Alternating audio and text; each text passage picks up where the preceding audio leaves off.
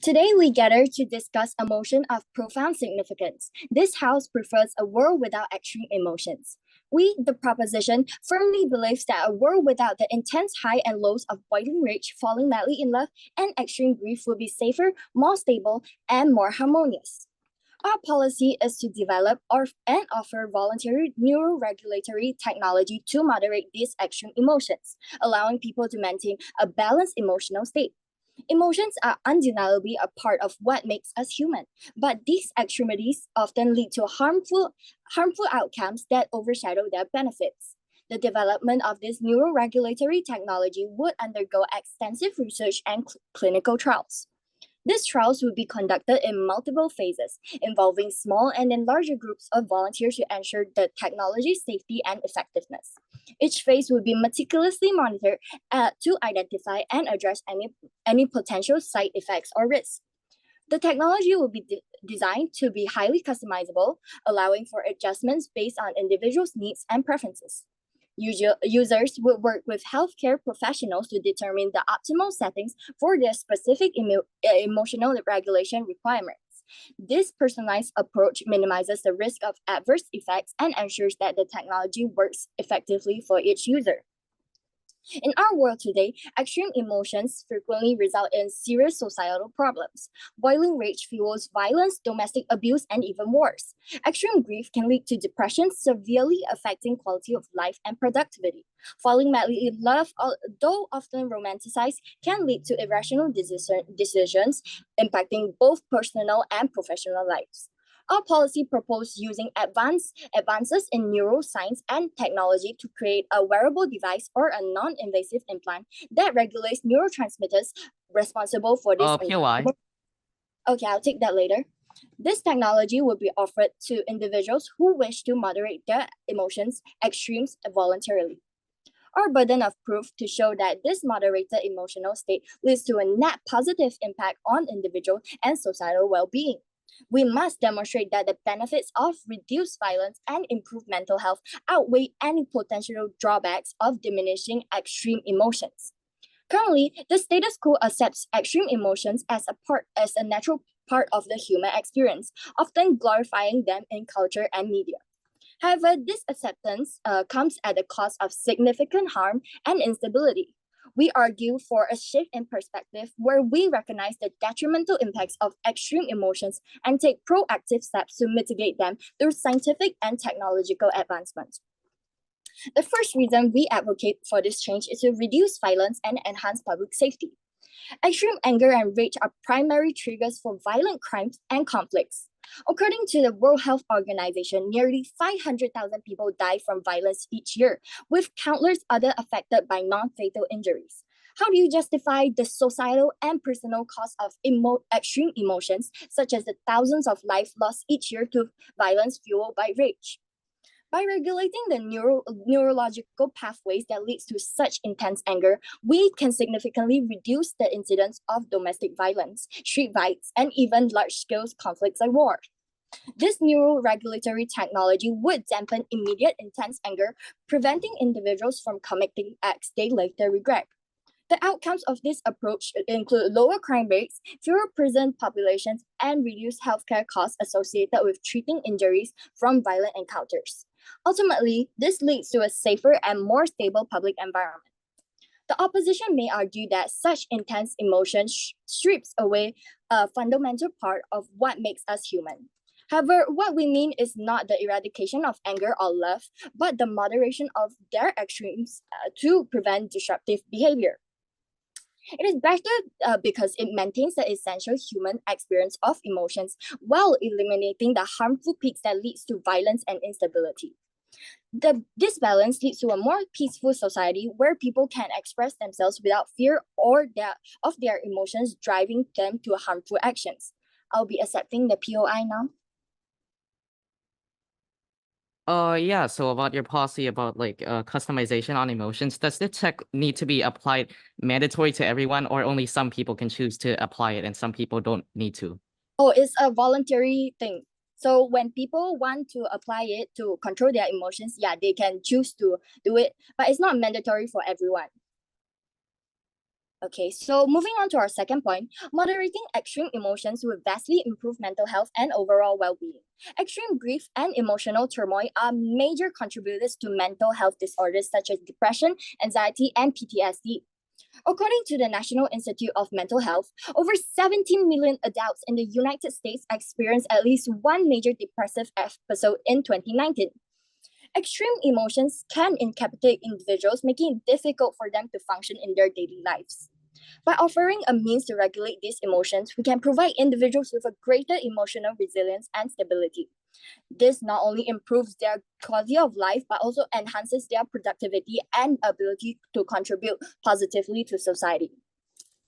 The process involves a neuroregulatory device monitoring and adjusting neurotransmitters levels to prevent emotional extremes, maintaining a balanced emotional state. The outcomes includes lower rates of mental health disorders, reduced burden of healthcare systems, and a more emotionally balanced population capable of making rational decisions and sustaining healthy relationships. The opposition might contend that experiencing extreme grief is necessary for processing loss and building resilience. However, we argue that extreme grief often leads to debilitating conditions that hinder rather than help individuals. It is better to support people in managing their grief in a way that allows for healing without the risk of severe depression or PTSD. This approach leads to a society where mental health is prioritized and individuals are empowered to live fulfilling lives even in the face of adversity. Think about it. How many tragedies could have been averted if extreme rage has been mitigated? How many lives could have been improved if extreme grief didn't spiral into debilitating depression? These are not hypothetical scenarios. They are the realities faced by millions every day. The world we propose is one where our emotional well-being is safeguarded, leading to a more harmonious and resilient society. We're not advocating for a loss of emotions, but a future where emotions enrich our lives without causing harm. This is a vision worth striving for, and we urge you to join us in making it a reality. Thank you for listening. All right, I'll start my speech in 3, 2, 1. Let me first reread the motion for all of you again, right? Because clearly, side proposition has failed to understand the spirit of the motion and what it actually is about. So first of all, right, the motion states that we prefer a world in which there are no extreme emotions. Let me reiterate this again, right? It is stated that there are no world with no emotions. That means this needs to apply for everyone. And it started all since I POI'd them about the fact that is this voluntary or does this apply to everyone mandatory? They said it's voluntary, which no, because it goes against the spirit of the motion, and I don't think the judge could credit their case at all. However, let me just go into their case a little bit, right? They say that like emotions are often like the cause of these extreme actions that people take, like for example domestic violence, like people beating up their parents, parents beating up children, and husbands beating up wives, or sometimes wives beating up husband. I'm not being sexist here, but look, right, most of these cases of domestic violence happen because these people are backed up by poor logic, right? Because people think that if I beat my child more, my child's gonna listen, because guess what, if I beat him when he does something bad, he's probably not gonna do that something bad again. So now you obviously see here that the problem that these parents constantly abuse their children every single day is not because of the fact that they're trying to vent out their issues and their anguish on them. It's because of the fact that they got their wrong line of logic. And when you try to remove these emotions away from them, regulate it in any sort of shape or form, you are still removing it away from them either way, right? So now what happens then is that the parents have even less empathy for the child. They feel even less bad for the child. And if it reaches to the point where, you have these technologies which can be applied to anyone, these parents might also use this technology against their child and themselves, right? Because a child can obviously consent to this technology being used for. I think that they need to come here and clarify this a little bit more under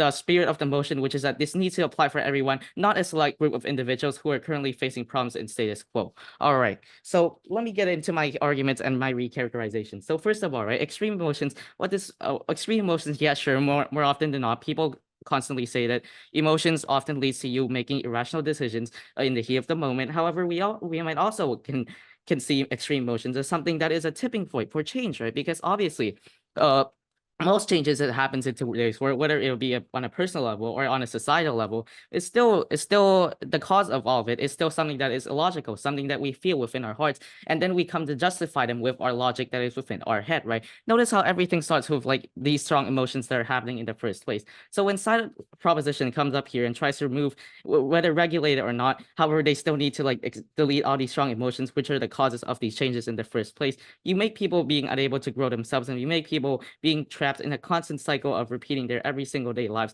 without trying to change anything, because people can't feel anymore, and that they, won't feel motivated to change anymore because the emotions are what lead them to change in the first place.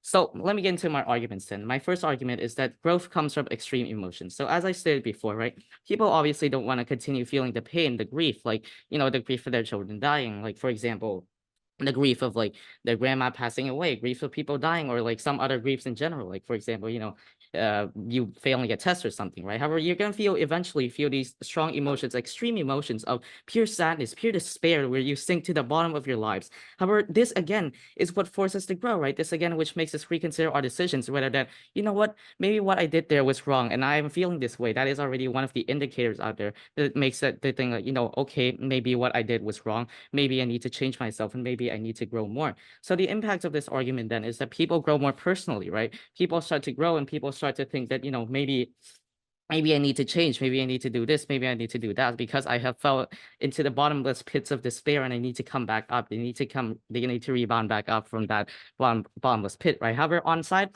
proposition, you have these people who, can't feel strong emotions. So even if they still reach the tipping point that we have stated, they'll never reach there, because when they try to like, reach the tipping point, it's still there, right? But they're constantly at a level being flattened out, being unable to, achieve those changes in the first place, and they won't grow as an individual level, which then leads to my second argument then, which is emotions are what makes us humans. So first of all, acting, as they've said before in status quo, acting extreme emotion is encouraged, right? However, yes, we don't see what's the problem with that, right? Because like, sure, yeah, some emotional some people who like get really emotional and get, do something Yes, bad, like Leo, for example, yes. with the mental health challenges increasing globally, what alternative solutions do you suggest for managing extreme emotions effectively? No, we're stating here that like if you try to regulate these people, which again goes back to my first point, which is that you're not following the spirit of the motion, this obviously needs to apply to every single person, right? So now I'll be explaining this in the mechanism of my second argument, right? However, let me go back to the causes. So secondly, right, these emotional people are obviously going to exist on both sides either way. So when you try to use this technology to incorporate it and to cap them from reaching that extreme tipping point, what's going to happen is that they're constantly living in a state of, constant sadness, but they never actually reach the tipping point, which, as I say in my first argument, which is more often than not, which leads them to changing themselves. So what happens then is that the impact of this is that these emotional people cannot express themselves, and are not encouraged to are not encouraged to like, express these emotions, because other people don't feel empathy. They don't actually know what it's like to feel these constant emotions being blocked and being constantly inhibited and being constantly, pushed down against by the technology that you're using the very technology they're using, trying to solve and help these people who in the first place, right? Because obviously these people, they're gonna feel very trapped, right? And they're gonna feel like, that obviously they're not gonna feel like to the point where they want to commit suicide, but they're obviously still gonna live in a constant state of pain, constant state of sadness, in which they have no escape to, and they don't even know what's going on because they have never reached the tipping point, and they don't actually understand what emotions are actually is. However, so that's what's going to happen on your world. However, on our world, we have these emotional people who, yeah, sure, who might have like sometimes emotional breakdowns here and there, but people will still feel the empathy. People will still understand them, that, I also went through that pain. I also understand what it's like to be, to live in a constant state of pain and despair like that. I also understand what it's like for you to feel the pain, and I understand that what you're going through, unlike their world, when people constantly trying to weird and stigmatize these people even further because they don't actually understand in the first place. So on the comparative then, on how this is different from both sides. On our side, we protect both the people, and we allow freedom of expression of emotions, which often leads people to changing in the first place, and more often than not helps protect these distraught people in the first place too. However, on their world, you have people who are constantly getting emotions inhibited constantly, not working up on parts of their performance and not understanding the actual root cause of their issue of why they're actually feeling this way in the first place. Proud to oppose. So first, the opposition members mentioned that extreme emotions are essential for genuine human experiences and connection. While extreme condition can indeed intensify experiences, they often lead to erratic behavior and emotional instability. For example, extreme anger can result in violence, extreme grief can lead to prolonged depression, and extreme infatuation can blind individuals to unhealthy relationships. Moderation in emotions allows a deeper and more stable emotions based on mutual understanding and respect. By advocating for emotional balance, we promote a healthier relationship and more sustainable emotional bonds that enhance personal well-being and societal harmony. Next, the opposition also mentioned that extreme emotions can contribute to personal growth and resilience. While overcoming emotional challenges can foster resilience, extreme emotions often lead to prolonged psychological distress and hinder personal development. Moderate emotional responses allow individuals to navigate life challenges with greater clarity and adaptability. By promoting emotional intelligence, access to mental health support, and supportive environment, we can empower individuals to manage emotions more effectively and cultivate lasting resilience. This approach promotes overall well-being and ensures that individuals can grow and thrive without being overwhelmed with extreme emotional state. And then the opposition also mentioned that because we are suppressing all those extreme emotions, we will never be able to reach those tipping points. However, why do we want to reach those tipping points? Because of the so many harmful benefits that I'm going to explain to you guys later. For example, okay, maybe I'll explain some to you guys. By reaching extreme anger, what happens when you reach extreme anger? You'll start hurting people around you because you're unable to control what you're feeling, unable to control yourself. So you might hurt people around you. And also the opposition mentioned that they want to protect people. How are they going to protect people when there are people around with extreme angers, hurting one another and like creating fights or even wars? Okay, I'm going to rebut some points that they haven't brought up, but I'm just going to rebut them first. If they said that extreme emotions are catalysts for creativities and innovations in art and culture, while extreme emotions can inspire creativity, they also can lead to destructive behaviors and perpetuate harmful stereotypes. Moderation in emotional expression encourages artists and creators to explore a broader range of emotions responsibly, promoting art that resonates positively with diverse audience. By fostering emotional intelligence and sensitivity, we ensure that artistic expressions enrich cultural diversity without glorifying negative or accelerating societal divisions. This approach supports a more vibrant and cultural landscape that celebrates emotional authenticity while fostering empathy and inclusivity. Okay, so let me first tell you the negative outcomes of extreme emotions. Number one, destructive relationship. Extreme emotions such as jealousy, possessiveness, rage can lead to toxic relationships. They erode trust, communication, and mutual respect, replacing them with conflict, manipulation, and emotional abuse. This can result in long-lasting psychology damage from both parties involved.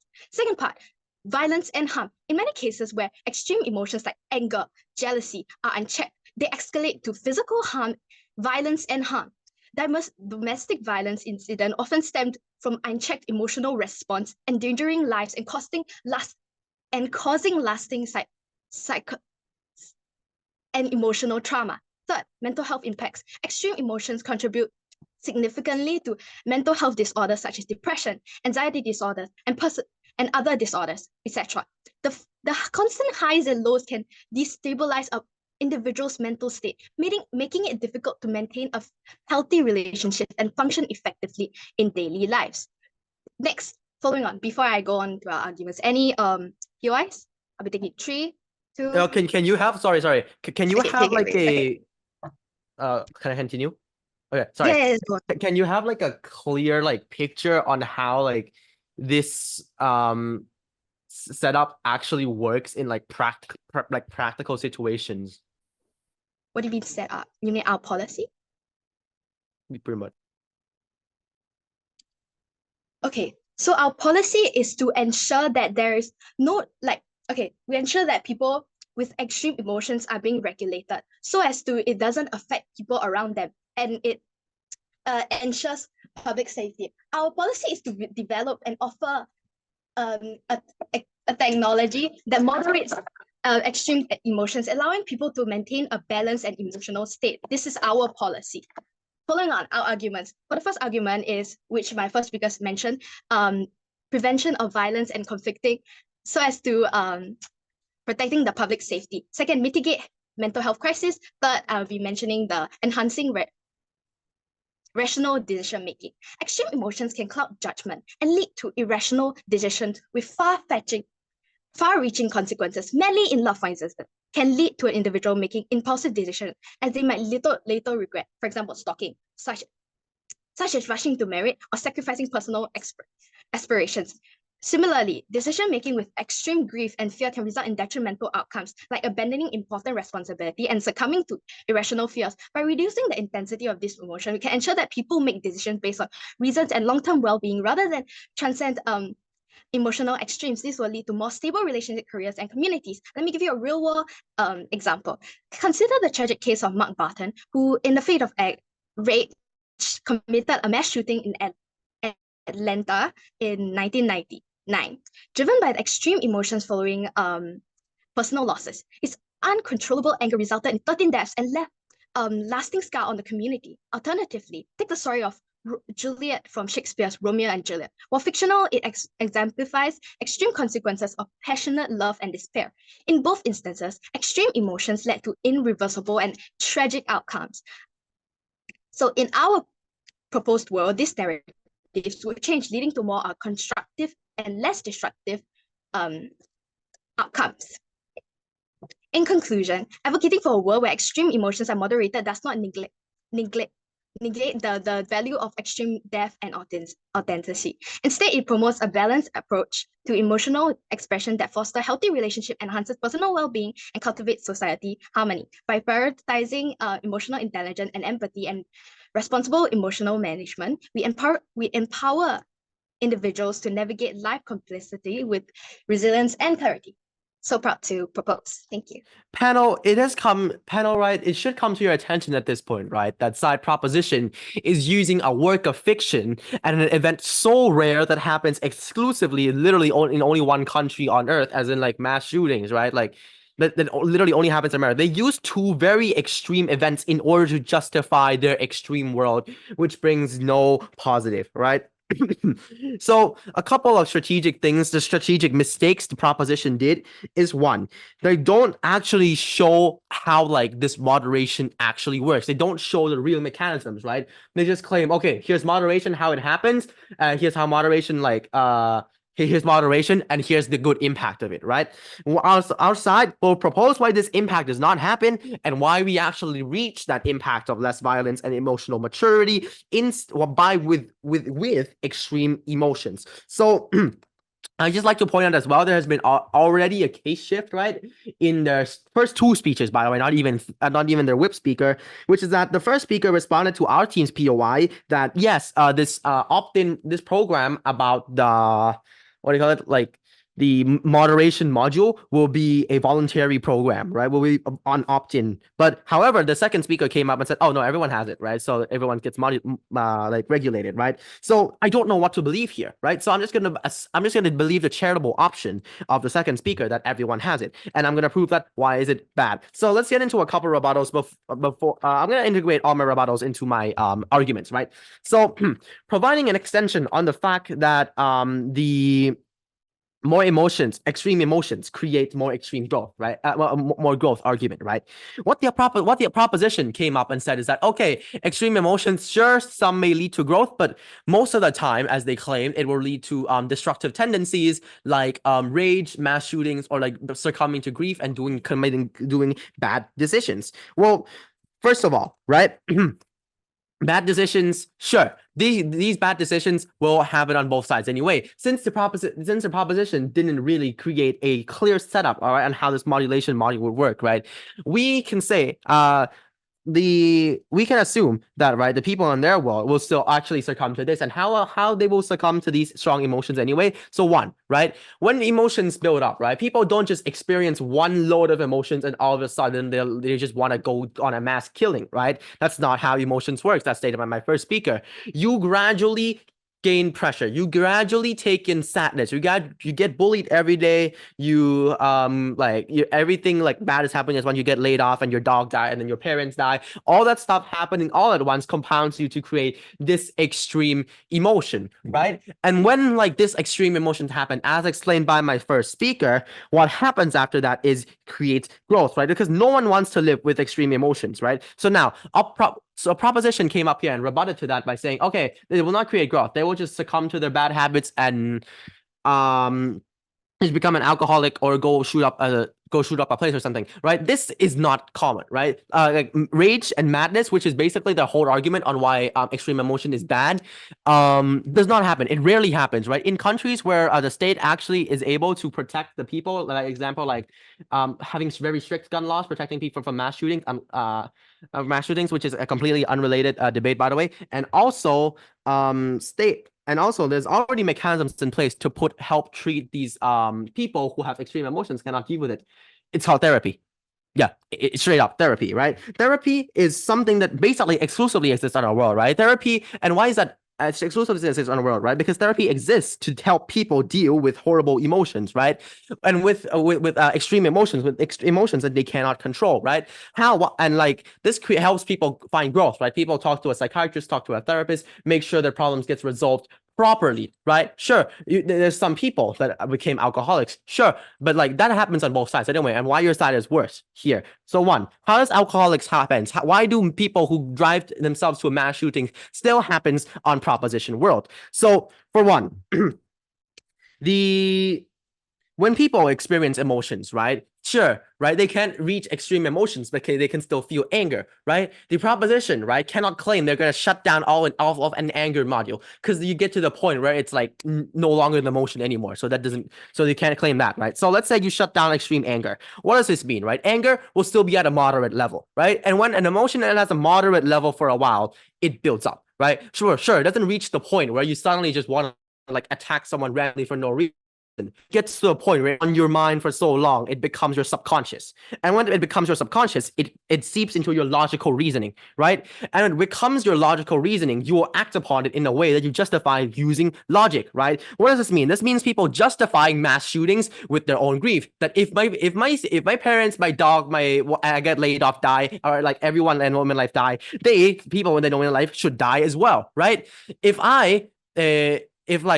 And on this thing, they justify it, right? And it's also in relationship situation as well, where if my partner cheats on me very much, even though I treat them like this, I should be able to cheat on my future partners as well, because that's how my partner always treated me. And I should be able to just do this, right? This all becomes a subconscious, and this all becomes a like logical justification for everything in the future, right? But their side, right? See, their side doesn't really have any strong emotions, so there's no need doesn't have extreme emotions, so there's no need for therapists, like just naturally, right? So therefore, they don't have a healthy way to actually deal with these pre-existing emotions without the therapist, right? So that's basically, I just flipped their argument on them, say how like their side will have all the impact they claim will happen on ours, but it actually happened on theirs, and theirs much worse because they don't have a mechanism exclusively to outside, which is a therapist. Now, let me conclude the speech by just bringing up I just did a comparative pretty much, right? Now, let me conclude the speech by bringing up some weighing and like pointing out the clashes and a couple of things the proposition whip needs to address. So, yeah, for one, they need to address the burden, the fact that they have principally removed like the emotions that humans are currently in the status quo right now able to deal with through healthy means, as in therapists and mental help and group helps as well. We already have means to dealing with that. Why are we removing that, right? Two, removing that causes like stunts people growth, because now you can't work through this like healthily, right? Or you can't actually express it normally, so like no change can happen, right? And lastly, they have to address the fact that their case is just not even on the motion in the first place. You have a modulation module that apparently can be it's protected time, and Yeah, basically, thank you so much. Proud to oppose. Okay, so throughout this debate, the opposition team has many misconceptions and confusions about how our policy works, and I'll be clearing them now. The opposition team is unclear about how this policy will happen, and I'll be explaining how. So, this neurotechnology device is basically a small chip or wearable design that is designed to recognize the feelings, like the extreme emotions that like individuals are feeling, and then it will help in limiting them. So, let me explain how they're going to help limiting them. So, the technology would involve monitoring the levels and activity of key neurotransmitters such as serotonin, the dopamine, and norepinephrine in real time. These neurotransmitters play crucial roles in regulating mood and emotions, which prevents such extreme emotions from disturbing which prevents these extreme emotions from really impacting someone's life and like causing harm to them. So now I will also be rebutting the opposition's points. So the opposition argues that without extreme emotions, we will lose our passion and creativity. However, it is important to distinguish between intensity and depth. Passion and creativity do not necessarily require extreme. They flourish in environments of consistency, focus, and dedication. I would also like to rebut on the opposition's point that without extreme emotions, people will not go through personal growth. The opposition argues that extreme emotions are essential for personal growth and resilience. While we acknowledge that challenging experiences can foster growth, we believe that a balanced emotional landscape can provide even greater opportunities for development without the intense suffering that often accompanies extreme emotions. For instance, consider a student who faces significant academic setbacks, such as failing an important exam or receiving disappointing grades. So in this scenario, extreme emotions like overwhelming despair or intense anger could potentially trap them in a cycle of negativity and self-doubt. In this case, if the student succumbs to extreme emotions and is unable to move forward constructively, it will in turn harm them because they will start to get depressed and they'll not be able to move on. So basically, instead of focusing on solutions or seeking support, they might become overwhelmed by feelings of hopelessness or frustration. This emotional distress can lead to prolonged periods of sadness or anxiety, impacting their mental health and ability to function effectively. This in turn results in the student to do worse in their academic performance and overall well-being. This is exactly why our team believes that that balanced emotional responses are better, because they can help to regulate the emotions and they can help the student to properly understand its emotions and like regulate it without like getting into such extreme emotions and without like getting so worked up about it and ruining their life. I would also like to rebut on the opposition team's point where they mentioned that people don't go up and like kill and commit terrorist attacks. Like basically, like this exactly proves our point. Such insane and horrific events happen because of extreme emotions. So with our policy, with this device, we're ensuring that such extreme emotions do not occur. With this device, we're ensuring that these extreme emotions do not build up and like cause such insane and bad events that can potentially harm innocent people's lives. Our policy is in fact made to help everybody, and it's thus why they should side with team proposition. Furthermore, the opposition team suggests that eliminating extreme emotions could lead to emotional numbing and can pose risk to mental health, as it can cause a lack of interest and emotion. While it is crucial to recognize the importance of emotional expression, a balanced approach to emotional regulation can actually enhance emotional depth and promote resilient mental health. Furthermore, I know that the opposition team is going to bring up that without such extreme emotions, it doesn't allow essential human experience, and it doesn't allow like people to just go on and move on with their lives normally. And because the opposition team in their speeches, they have mentioned that these emotions are already a part of our day-to-day life, and therapy is being used and this and that. So let me oppose that. So the opposition team argues that extreme emotions are essential to human experience, enriching our lives, and because it's our day-to-day life. While I understand the appeal of this perspective, I believe that a world with balanced emotions can offer an even richer and even more fulfilling human experience, free from the suffering and chaos that often accompany emotional extremes. Let me explain why. True human connection does not require extremes. It flourishes in environments of understanding, empathy, and consistency. For example, the relationship between lifelong friends who have supported each other through various life challenges. This bond is built over years of shared experiences, mutual support, and steady affection. The absence of extreme emotions, in fact, does not diminish the value of these connections. Instead, it fosters a stable and nurturing environment where they can rely on each other consistently, celebrate successes together, and provide unwavering support during difficult times, which is an example of a human experience. Furthermore, we must also acknowledge a significant we must also acknowledge the significant suffering that these extreme emotions might cause.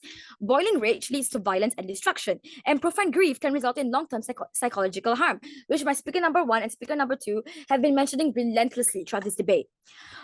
A world where emotions are balanced does not take away from the human experience. Instead, it enriches it by lessening needless suffering and creating a stable environment where personal growth can thrive.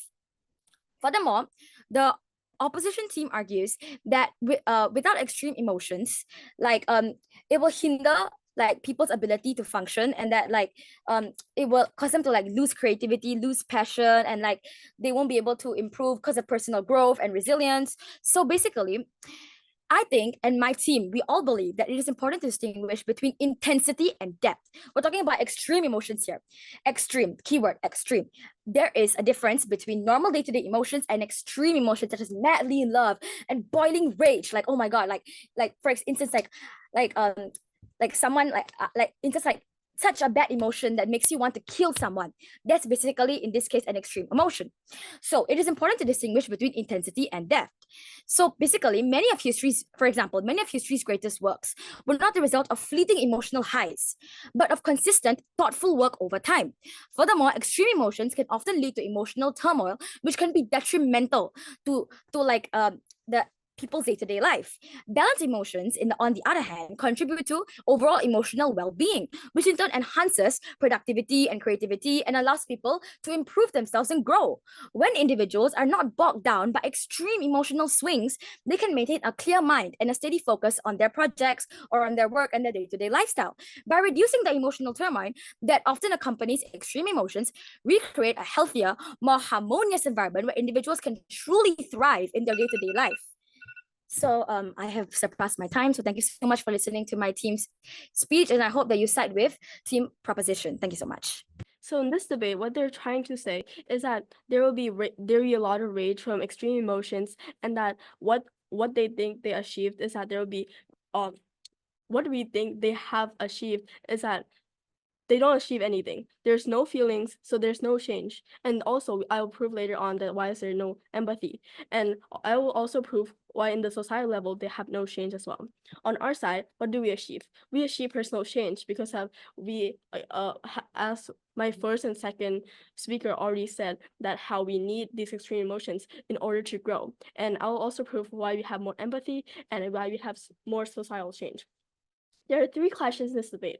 The first clash is about how which side has more personal growth. The second clash is about how which side better deals with mental health. And the third clash is about how there is better society. And the first clash of which side has more personal growth. Like explained before, that they don't have that. When there's no feeling, there's no change. Explained many times that the graph where this is the time, this is the happiness. And when you have extreme emotions, when you reach a tipping point, you can actually feel what you need to feel. And in order to feel that need extreme emotions, on their side, they've never reached the place to feel that thing, and they don't know what to change about themselves because they haven't even feel. Now they say that extreme emotions does not make you grow. Sometimes it does, but what it leads to is bad cycles and bad decisions. Now, we've already stated that there are bad decisions on both sides because because on our side, when the emotions build up, when it reaches extreme emotions, there will be growth. Somehow there will be growth because the people realize, oh, this is wrong with me, and they'll feel and they will have the growth, and that will also lead to productivity, because on their side they won't know what's wrong, what's currently being wrong, because they don't feel anything. Also, some rebuttals. They said there would be more violence and about the domestic violence, but as my team's already said before, like domestic violence or the parents hitting their children, this comes from that logic. It's not emotion, it's logic, right? Loa. So it's from culturally, yes. Okay, Yeah. so What? could you show like how extreme emotions have consistently led to positive outcomes without causing prolonged emotional distress or hindering decision making? Well, when you reach the extreme emotion, when you're like really, really sad and you feel like, oh, there's actually something that I need to fix, and then you start fixing it, and then it leads to better. Also, we have therapy and those stuff as well. It doesn't lead to really bad decisions. Sometimes it does, but it leads to growth. But in order to get growth, you need them. And now we also, and back to like the violence stuff about domestic violence. It's worse because when you're getting hit, right, the child won't be able to feel on it. They don't feel what's wrong with the parents hitting them. They don't feel the emotions that, oh, well, my parents just loving me, and they don't feel the extreme emotions, and they need to actually change. And also, I want to point out that there's a case shift in their side, and there's not really a clear setup, because what they said about voluntary goes against the spirit of the motion in the first place, and they haven't really clarified this. Now, continuing in the clash, our side of the mechanism is that we have therapy on our world, and on their side, there's a bad way on their side, they said there's a bad way of coping, that there is cycles of angriness, but I think that both sides have these cycles of negativity, but on our side, we have a mechanism to express your emotions. People actually value these extreme emotions because, like you said before, the extreme emotions are being valued to be expressed. And when you express the emotions, you feel relieved, and what that leads to is growth and change. Now, on their side, there's no mechanism to express these emotions. So there's no therapy, there's no this stuff. And that also leads to when there's no therapy, people don't actually value these emotions. People don't value these emotions, and a really extreme case, what that leads to is that people don't value emotions at all. And what their whole point about empathy and those stuff goes away. Then on the which side better deals with mental health, I want to get first into what they said about destructive relationships, right?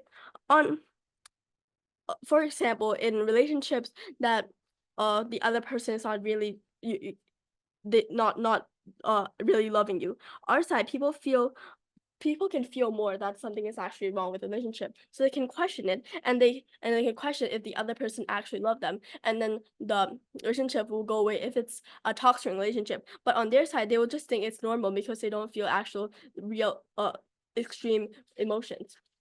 Now, second clash of which side better deals with mental health. When emotions are expressed better using therapy, we deal with the emotions in a more healthy way. On their side, they said that connections and relationships are better with no extreme emotions. But that is not true. People can connect because people understand each other on extreme level, and that's how best friends are made. So on their side, they won't actually be really people can connect with each other on a high level, and there won't be strong relationships, strong friendships, whatever. Now, societal level, I just want to extend from my first and second speaker that for example, when a person is being oppressed, and because they don't have extreme emotions, they won't think there's anything wrong, like when a parent is hitting a child. But this is more of like when, for example, the poor is being oppressed, and they don't feel anything wrong with that because they don't have the extreme emotions. They will try to make change. Now, on our side, people will feel that, and there will be rage, and people will go riot, and then there will be actual societal change. So on the comparative here, on our side, we have more personal growth, we have more personal change. On our side, we actually have empathy because people feel things for another people on extreme level, and people try to go together and do something good for each other. On their side, there's no feeling, so there's no change. There's less empathy on their side, and so when there's no change, people don't think anything wrong. So on their side, it's really all better. So that was I'm so proud to oppose. At the end of the debate, what trade-off has been made from both sides? So let's observe this, and let's say why the opposition side has made actually the better trade-off, and why we would rather have a world where violent people, in our worst world, where our violent people still exist, where people become alcoholics, rather than a world where people have no chance to change themselves for the better and have no chance to really perceive anything beyond a logical level and don't have a deep understanding, deep empathy, deep kindness whatsoever. We do not stand for that kind of world. Now, let's look at what both sides brought to this debate today and why the opposition clearly won this debate by a margin. So let's start with the proposition just brought up, right? The proposition brought up a very unclear setup that has to be clarified in opposition whip, right? This already shows the inconsistency in their case, where in the first and the second speaker, they have a case difference between is the tech voluntary or is it involuntary. I digress. That's not the point of this debate. I just like to point that out to show how inconsistent their case is. I digress. Let's just say this is consistent, right? Let's say everyone gets this technology. Now, what does this mean, right? We proposed them. They have this only like real mechanism that they've made for themselves is that with this technology, first people will be less violent because people are not having as extreme anger and will not have extreme reasons to go and like beat people up, shoot up a school or something, right? Something like that, right? So but when we have proven, right, why that still happens, as my second speaker said, with the internalization of these thoughts, right? These thoughts are not expressed out, sure, right? They're not like fully expressed out, but these thoughts are there, right? Emotions, just because they don't reach a boiling point, right? Just because water is not at 100 degrees doesn't mean water doesn't heat up, right? That's just a basic analogy. Same thing with emotions, right? Just because emotion doesn't reach the tipping point doesn't mean it's not there. So what as I explained, right? This emotion will become internalized into your body, right? So instead of becoming a cycle where you healthily express it, as proposition claim, right? Instead of you healthily expressing it every now and then in order to make sure you're normal, it becomes your norm. You're always angry. You're always I was about to say a bad word here. You're always wanting to like hit someone. You're always wanting to express that feeling. You want to abuse someone, right? This becomes the norm, and this is the best case. This is what the proposition is arguing for. Now, let's take the best case scenario, right? The best case scenario is that people do not have this, strong emotion. People are not violent, right? People are not internalizing thoughts of violence in everyday shape or form. People are not internalizing thoughts of cheating or jealousy in everyday shape or form. Now, what does that look like, right? It looks like, as my third speaker have elaborated as an extension of my first and second speaker on how people will get complacent. People don't have any strong emotions or feelings regarding to when they're being oppressed, when they're being wronged, right? They don't have any feelings to fight back. They don't have any feelings of rage or violence or despair in order to change themselves, in order to change their circumstances, right? And this is a world we don't want, right? Change from high emotions, violent or unviolent. Actions from extreme emotions, violent or peaceful, or grief, or sadness, or hunger, or alcoholism, or whatever, right? It's all part of what makes us human, right? Our biggest harms, in our worst case, is that people get angry and beat each other up, and people become, and I'm gonna give you one more impact, right, on this, just to be charitable, right? Is people become alcoholics, right? And even then, when people become alcoholics, we already have the system and structure to solve this, as in therapists, as in mental health support groups, right? These are the things what happens when people value mental health and people value emotions. When there's extreme emotions existing around, there's this support groups helping them, right? However, in propositions where these support groups and these support systems do not exist, and therefore their side has worse emotion control overall, worse mental health, and worse growth. Thank you so much. Proud to oppose. First, our proposal is rooted in the power of choice. This technology is entirely it is about imposing control, but about providing an option for those who seek to live a more balanced and peaceful life. Imagine someone you care about, perhaps a friend or family member, who suffers from severe anxiety or anger. Wouldn't you want them to have access to a tool that could help them lead a calmer, happier life if they use it?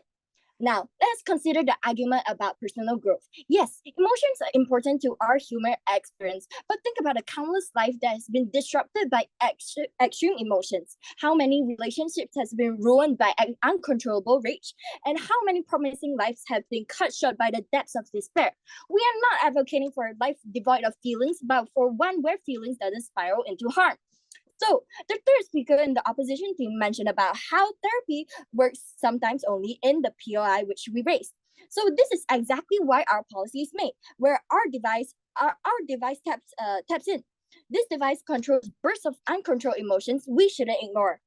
We shouldn't ignore the fact that these extreme emotions can lead to major damages. What if one of these extreme emotions outbursts causes the loss of lives? How are we going to be accountable for that? How are we going to find justice for these people who suffer due to the extreme emotions of these other people? And what about the person who suffers from major PTSD regret after experiencing such extreme emotions?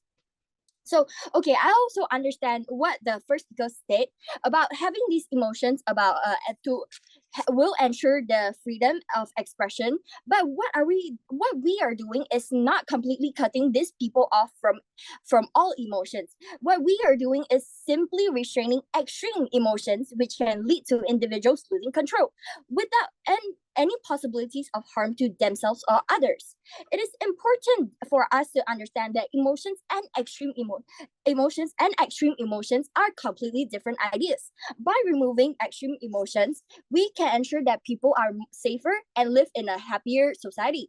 So, our opponent may argue that the sensitivity of these intense emotions, particularly in passionate experience, yet it is crucial to recognize that extreme passion can cloud judgment and lead to impulsive action with lasting consequences. By all means, to moderate these extremes, we aim to promote stable and fulfilling relationships based on mutual respect and emotional stability. So, turning to existing therapeutic methods, which the opposition team mentions numerous times. So, while traditional approaches like counseling and medications are invaluable, they are not always sufficient for individual grappling with extreme emotional problems. Our proposal complements these methods by offering a targeted, personalized approach to emotional regulation. Imagine combining the insights gained from therapy and a technology provides real-time support in managing emotional highs and lows, enhancing therapeutic outcomes, and even promoting the long-term emotional well-being. So let's bring this back to the real-life impacts. Every year, we see devastating impacts of extreme emotions, violence, broken families, mental health crises. Imagine if we could reduce domestic violence, lower crime rates, and provide a better mental health outcomes for millions. This isn't a far-off dream. It is a tangible possibility with the responsible use of this technology. To our opponents, I ask, how do you justify the continuation of a status quo that results in so much pain and suffering? Can you truly argue that the potential risks of this technology outweigh the undeniable benefits of a safer and more emotionally balanced society? We are advocating for a future where people have the tools to manage their emotions constructively, leading to a healthier community and stronger social bonds. It is about giving people the power to live better lives free from the tyranny of extreme emotions. In conclusion, our proposal is about caring for humanity. It is about creating a world where our emotional lives are rich and fulfilling without being disruptive.